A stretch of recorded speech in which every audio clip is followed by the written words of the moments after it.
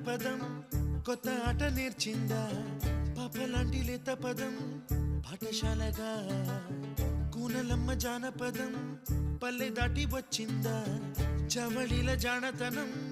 పాట చూపగా కుంచెలో